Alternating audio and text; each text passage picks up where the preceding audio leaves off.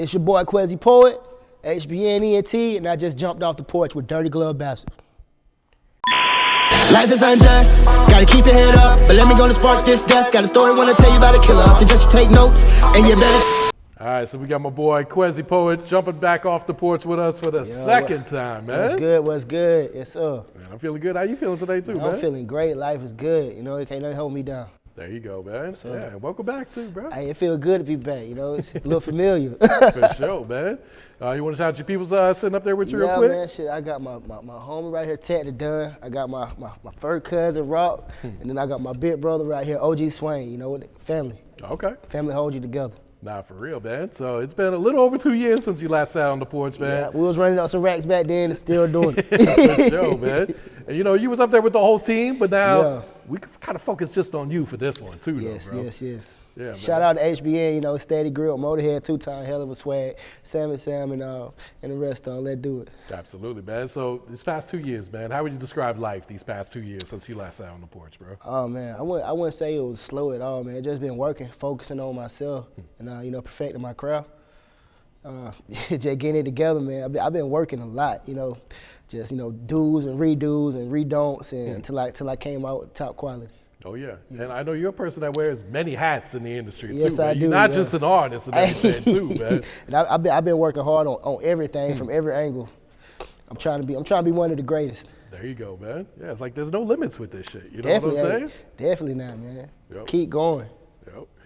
So for folks that didn't see your first one, man, we're going to talk about Athens, Georgia, yes, sir. real quick, man, because that's where you're born and raised, still 88. living out there, man. Yeah, so first off, people never been to Athens. What's the difference between Athens and Atlanta, man?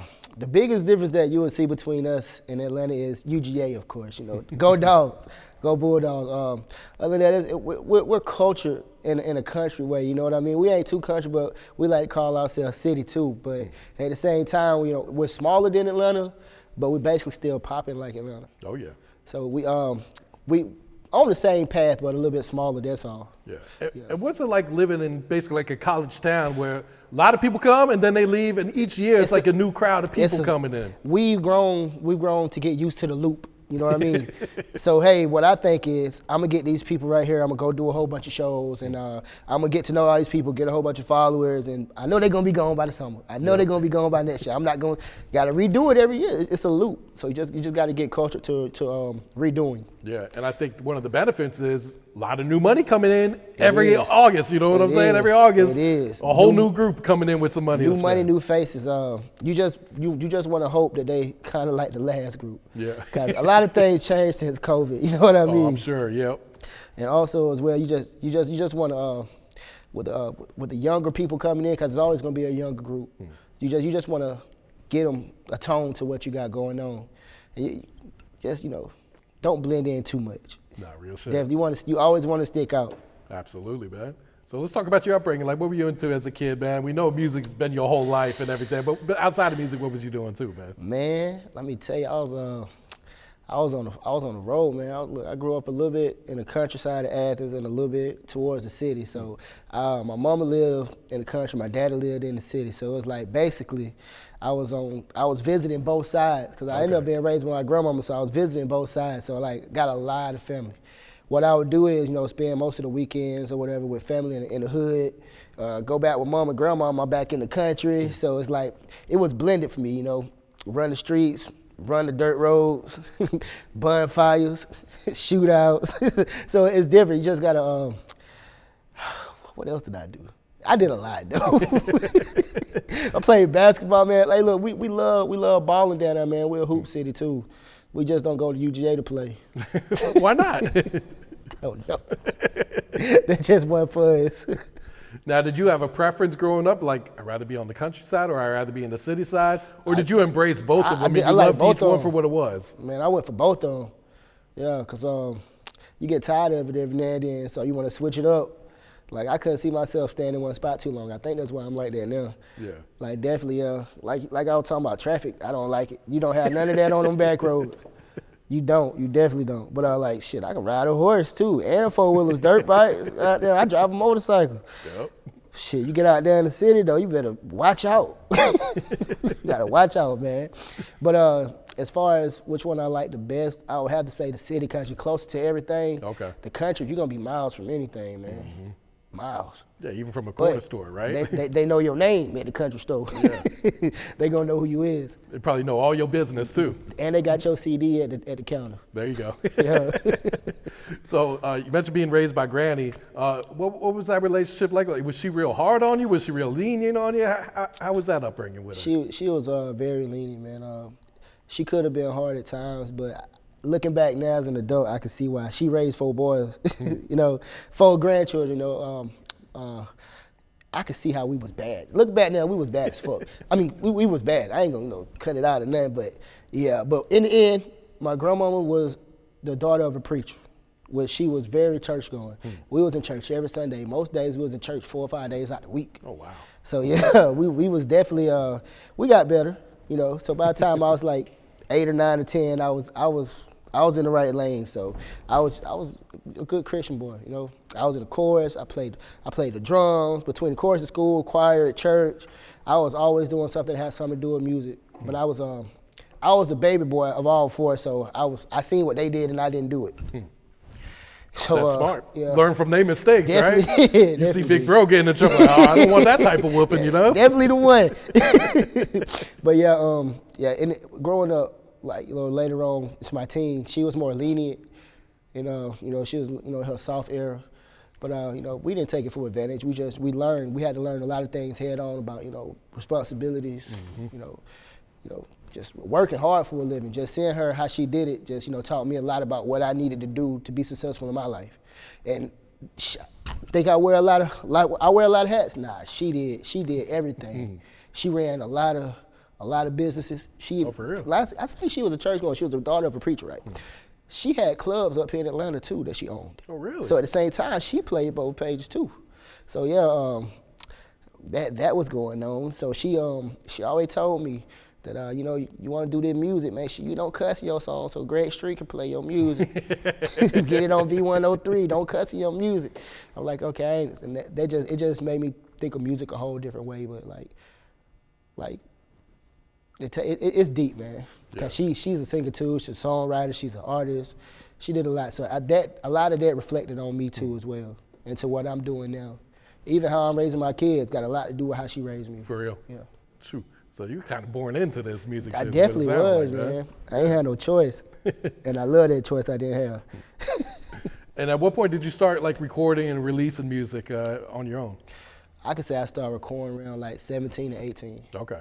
So definitely around the end of high school, I was just grouping up with a whole bunch of other we was freestyling in lunch periods throughout all our high school and just freestyling on the bus. We that's when we were doing the drums with the pencils on the table. I don't know if they still do that no more. But yeah, when I actually stepped in the booth, I was 17 or 18, and I had went with my homeboy. We had made a club song. I can't think of what it is right now though, but I know he remember. But yeah, we had made a banger. I thought it was a banger, and it just for him, music stopped, but for me, I had to keep going. But after that, I said, yo, I want to do music. So what is it gonna take? I seen other guys going to studios, and I was like, okay, cool, let me go to studios. I seen we had a studio in Madison County, but it was they was basically making beats. They was producing. It really wasn't recording out there. They just, I seen a whole layer of them just making beats, which when I had my little touch with making beats too. But when I actually touched a real studio, my homeboy Jeremy Pierre took me to one on the west side of Athens. And this man, can't think of his name, but he was top notch. You know what I mean? And we made a song called Palmer's Son. We actually listened to that on the way up here though, but it's just I still listen from time to time. And I heard that song, and I was like, okay, what's next? And then I got linked up with my homeboy Mike, Motorhead, and Motorhead was recorded with Mike. So me and Motorhead already had some projects together. We were just just in and out. But then I actually heard how I could sound. We did a song. And I actually heard how I wanted to sound. You know how you hear your voice, you're like, okay, I like that, so I'll keep going with that. Because it was a lot of trial in there, man. I had the little studios in the closet and all of this and all of that, but that music was just for me. and my cousins and family and stuff like that. You know, I probably played them to death. But yeah, definitely when I finally stepped in like a professional recording studio and I got comfortable, which was hard to do, especially when you're recording at home in a closet, and now you're recording in a whole different atmosphere. But you just got to keep going. Let me see what else. My cousin, another cousin, inked up Too Much Ink. I recorded his studio, and he had a good quality down there. And it just like once you hear yourself, you'll decide what to do. But we made a song called Manish. It took off. Oh, for real? Yeah, it took off. I was like, who that is? I can sound like that. All right, cool, let me do it. Yeah. And how would you say your sounds evolved from when you first started rapping up until today then, man? Oh man, it's evolved a lot. I can understand it now.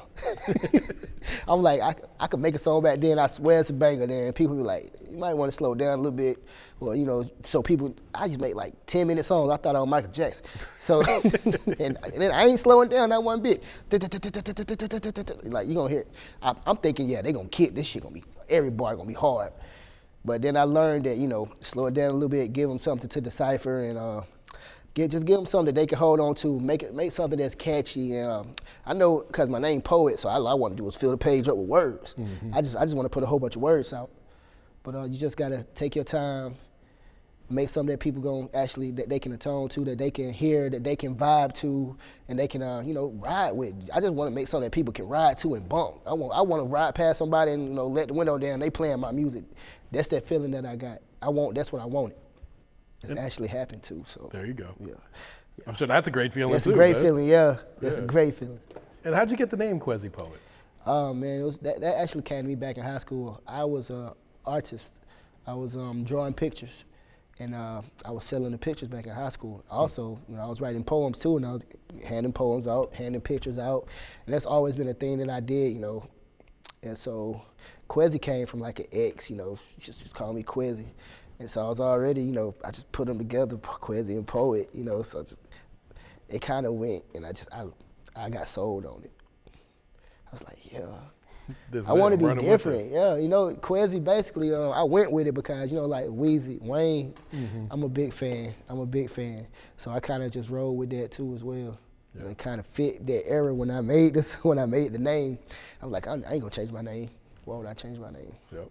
And you're also a videographer. When did you first pick up a camera? Oh man, the videography came a little late, but we was buying cameras from like Walmart and CVS and stuff like that, like, you know, the little fold top. So we were doing videos that I could say that was like earlier on in the career, we had a few songs. But I picked up the actual camera, say like pre-COVID. Okay. And I did that because, like, as far as like when I you know, recently got my not recently, back 2018, 2019, I got like my own studio equipment and then, you know, started recording myself like real time. It's just because nothing became too available, or, you know, people weren't available. So it's like, I can do it myself. You know, you go. like I need. Why wait on anyone else? Why wait on anybody else? I can do it myself. And that attitude right there got me to where I am, because when I picked that camera up, camera also got me in different rooms, and I was like, man, I can edit these too. I'm good with a computer, so I'm like, why can't I, you know, I could pay you $500 or I could do it myself for free. And I got plenty of homeboys and they would love to hold the camera. You know what I mean? Get them credit. So, but I can say I officially picked the camera up in 2019. Okay. Yep. That was a good feeling too. I mean, that's trial and error as well, you know what I mean? But it's the same thing like making a song. Hey, how they look, what it is, oh, too many effects. All right, cool. Let me take some of these out. Take some of these glitches out, some of these blurs, transitions. But what I learned about that is you mainly want to do a transition when the bass drop. For everybody out there listening, transition when the beat change or the bass drop. Don't just do it at no regular bar. There's some free game right there. Yeah, free game. Hey, you also make beats too, is that right? I did have my hand in beats, but, you know, as I progressed, I realized that take up a lot of time. I love making beats. I can still make beats, but it's just something I just don't have time for right now. I'd rather be recording. No, for real. On somebody else's beat. How often do you record these days? Man, I say since I live in the studio, it has to be like once or twice a week. Okay. When I'm working on something, I'm in there every day. But I can say for the past month, it's only been like once or twice a week. Gotcha. Just giving my brain a little break. But yeah, I'm basically in there every day. Okay. Sometimes you got to live life, so you got more You shit to rap definitely about do. too. And you got to realize that there's more to life too as well, or else what you gonna rap about? You ain't living. Real shit. And how did the situation with the HBN come about? Break down the story. Man. Let me tell you. Okay, so me and Motorhead, we had went to the new 106 in Park with DJ Tay. So we was up there with him, and we had the New Music Monday, and we were doing the video premieres of our videos, and we had been going back and forth a few times. But this last time Motorhead went, it was like late 2023, and he had went, but I had a show in Miami. So I said, dang, bro, I'm gonna miss it. I ain't gonna be able to go this time. Because me and my homeboy T-Rex, we went to Miami to go do a show down there. I was like, okay, cool. Which one's gonna happen? Then bro was like, hey, we might not have to go to Miami, so you can, do whatever you need to do. So like, okay, cool, I'm gonna get to go up here with Motorhead. Then bro called me before, like 4 hours before we had to make the trip to Miami, like, okay, it's on, we going. So I was like, man, okay, I guess, let me call Motor, tell him I ain't gonna be able to go. I went down there, it was a bust. Oh, for real? It was a bust. I ain't gonna lie to you, I regret it to this day. But no, things work out the way they do. It ended up being just this, it wasn't what it was said. What it said it was Some gonna be. janky shit, It was. basically, I'm right? talking about, man. We in that thing. It's like literally, you could just club bigger these steps from here What to the the back fuck? wall. Yeah. Had y'all in the closet, basically. Yeah, in the closet. In the back is a DJ booth where they play your music at. And yeah, it was mainly like a birthday party. Oh shit. Yeah, that's what it ended up being. So, but it's, if you're promoting something and you can't promote from another city, don't go. Don't go unless you just want the experience, which is all I got. So, but yeah, I still though, whatever you do, still put on a good show. I still end up enjoying myself. I had a good time. But as far as opportunities go, I would rather have been in Atlanta with them, cause he ended up running in the group, Steady Grip from HBN, and Hitman Semi Sound. So he tried to hold it in like a secret, but I know Motor, so he like, I got something to tell you. I'm like, okay, cool. I'll let you when I get back to Athens. I'm driving right now, so cool. He's like, all right, bro, cool. I come back, like 2 days, I ain't heard from him. I'm like, okay, cool. You must be sitting on something. I talked, then I chopped it up with him after that. He was like, all right, I don't want to talk too much about what I got going on, but just know it big, Major. Just know it big, because they call me Major. It was Major Poet at first. So then, like a week go by. And then I'm like, okay, what you got going on? I want to talk to him. We're going to get back in the studio. I'm like, all right, shit, we're working on something. Because me and Motor had just dropped the album. It was like, this got to be it. But after this, something got to give. Something got to give. So we was really just putting our boots on the ground. And, so finally he ended up telling me, hey, I'm getting signed. I'm like, what? Congratulations, it's up, you know what I mean? Shit, I know you my ace, so you my partner. I'm like, man, I'm happy for you. I'm not even thinking about me. So I'm like, okay, cool. I'm happy for you. We cheer it up, you know what I mean? Probably take a few shots or whatnot. And then what happened was he tell me, like a couple days later, he told me that he was supposed to be in a meeting with Grip in Athens. I'm like, okay, cool. I'm like, bro, I got the camera. I can come record it. I can be in the bit. I just want to get in the room. I want to see what's going on. But apparently, like me and Motor had just dropped the video, How We Rockin'. And we had that shot by Trevi. And so I was like, okay, cool. I didn't know this, but bro had seen the video, and I guess Motor had, brought me up, told him I'm his ace or whatever. So when I got there, he kind of already had a hint of who I was. So I'm just, walking around the room with the camera, recording this good moment for him and whatnot and whatever. And I'm like, okay, let me get everything, let me get every angle. I'm telling them, all right, cool, the sun right here. Like, I'm trying to okay, if I can do anything, I can hold the camera too. So I'm just recording, taking some good pictures and stuff. It was a good moment when he got signed. And so, and that's how me and Grip started chopping it up then. And I think I was signed a month after that because I talked to him, whatever. Yeah, it was like Shit not moved even, fast, huh? it was a month, like literally a month after that, and we had started talking. He told me he heard some of my music, and he liked what me and Motorhead had going on, how we make music together. So he said I fit the team, and I was happy. I ain't gonna lie, the happiest I ever been. I was like, contract? We doing a contract? We just make music down here, you know what I mean? Like, we ain't never signed no paperwork. But it was all, I felt like it was all family and it was all business too. So, well, Motorhead go, I'm like, cool, Motorhead with it, I'm with it. So let's do it. And that was a great moment. But so that's how I ended up meeting Grip. And like, we done became way tighter over the years. But at first it was just like, yeah, I'm there. I got me in the room, that's where I need to be. Had to prove myself. I had to step, I like definitely did. And I say about a month and a half after Motor got signed, we just started dropping some bangers. They were taking us to the strip clubs, like special treatment type shit, giving us money to throw out, and they playing our music. Like we was making some fire songs, and they were just, you know, I would say it like a test run, but yeah, we were making some bangers though. And that's really how it all started, man. I came in the room with the camera when Motorhead was getting signed. I put my foot in the door. Yeah, it is. And had a voice, and they heard it. Like they had seen some stuff that we already did, and we had fit. And yeah, they're my ace, so we rocked like that, like Baskin Robbins. How we rocking. And getting signed, like how motivating was that to you to like, man, now I got people that actually believe in this shit, you know what I'm saying? You gotta understand, like when I said me and Motor made that album, like this gotta go, this is it. We literally made that album back in November. No, we made it like November, December. Dropped it. He went to that show in January, February. He got signed at the end, at the end of January, I think. I got signed in March. Or was the other way around? He got signed in February, I got signed in April. Yeah, it happened just like that. So like we was literally, after that album, it's not like we was gonna say we was gonna quit, but like we gonna have to push the hell out of this to get noticed.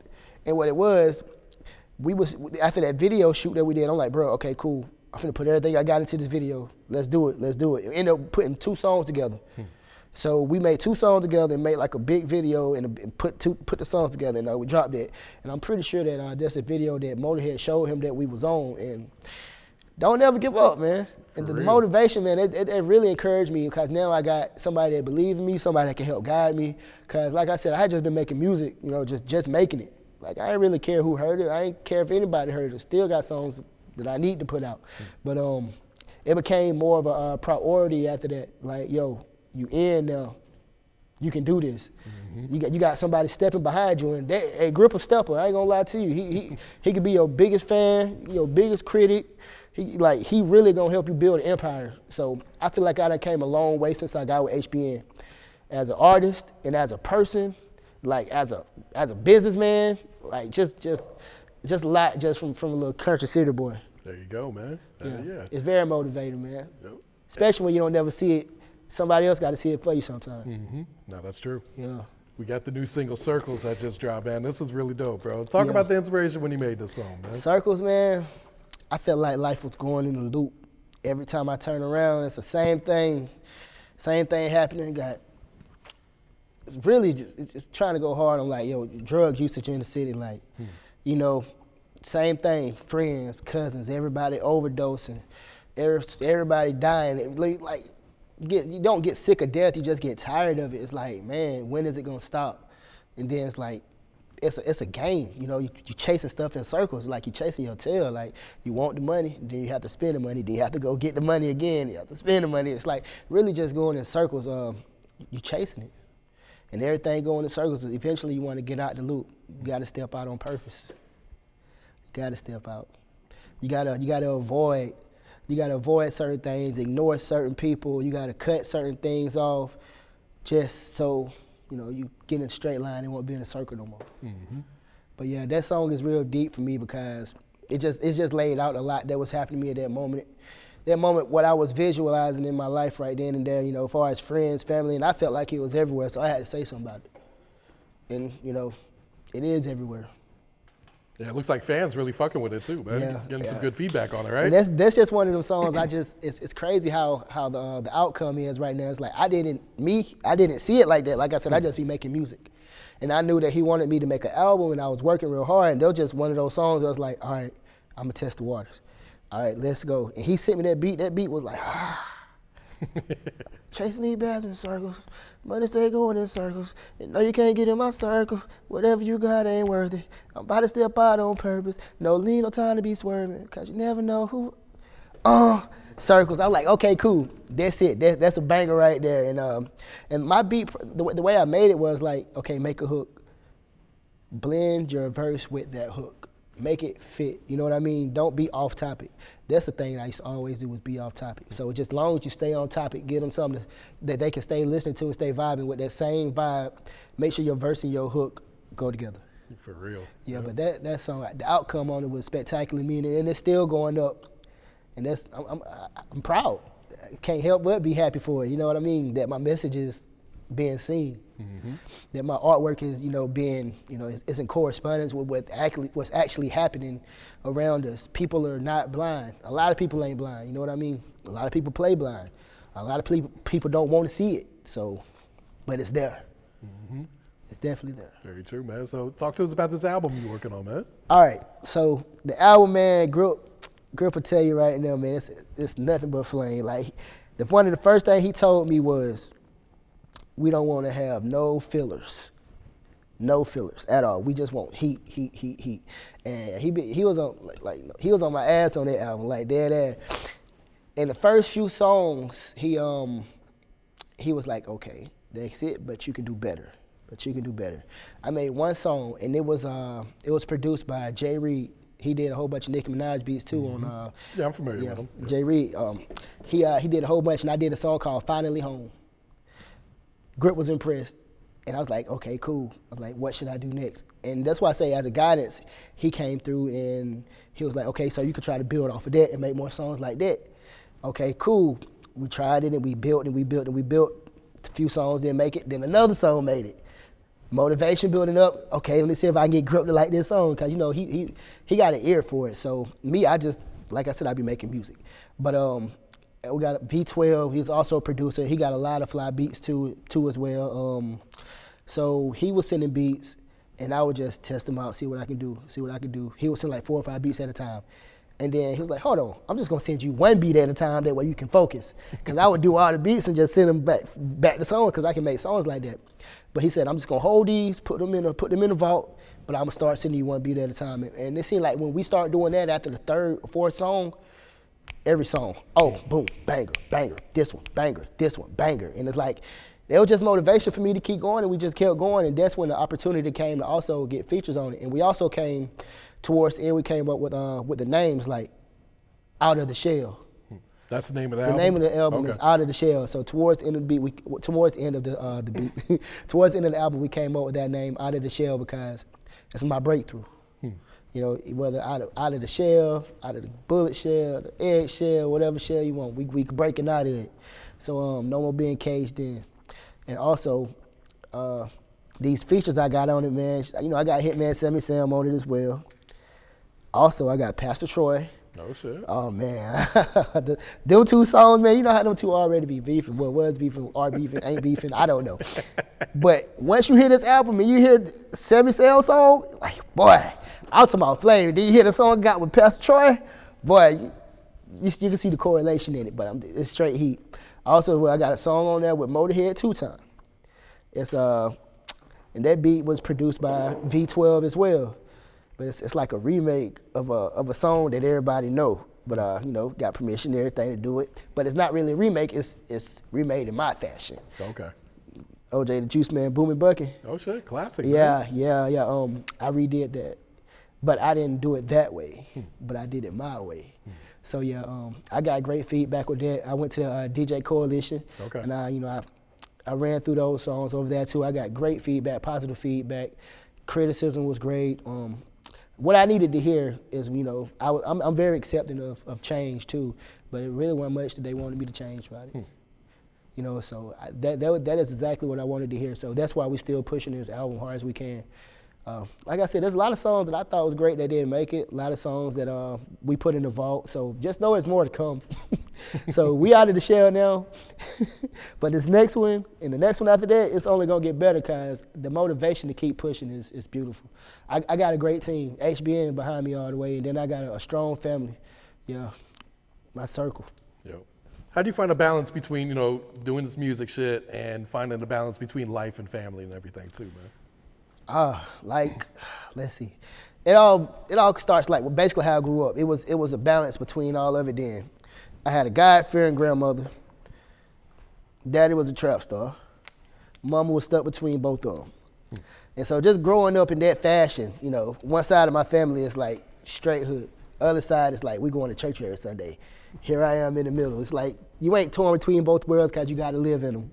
So my view is, I'm going to live this way, and I'm going to live this way, and I'm going to live this way. And then eventually, I just came up with like, okay, cool. I'm going to be me.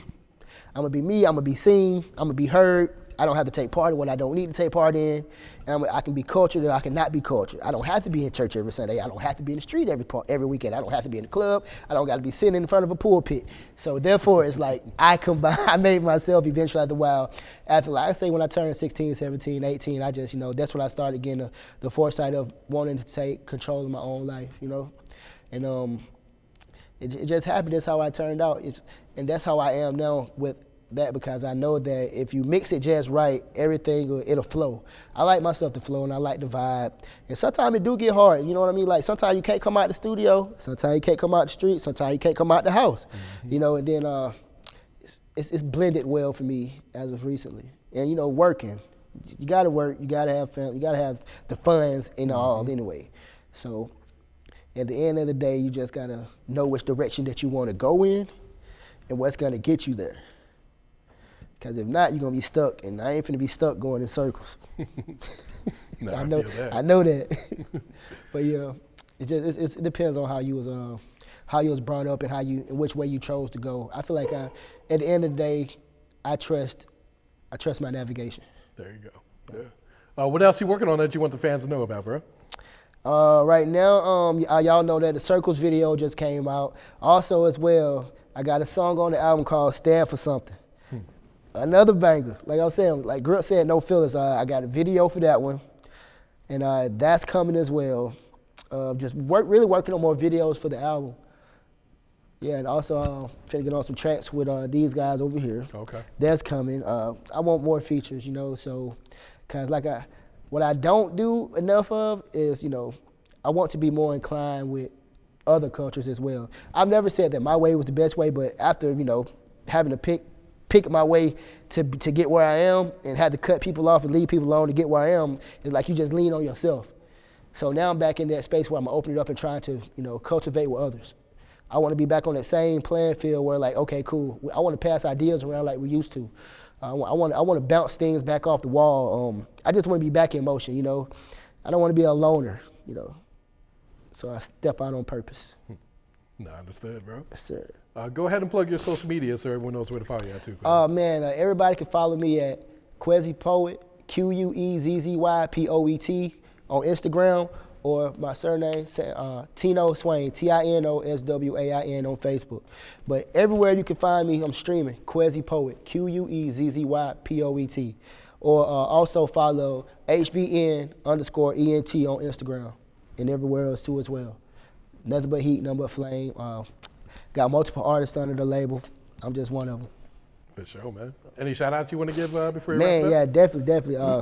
First of all, shout out to my mom, dude, Andrew, stepdad is Rod, big brother Rashad, my big brother holding it down in the county, Maurice. The rest of my family, I love y'all. Also, GA Pro, let me see who else.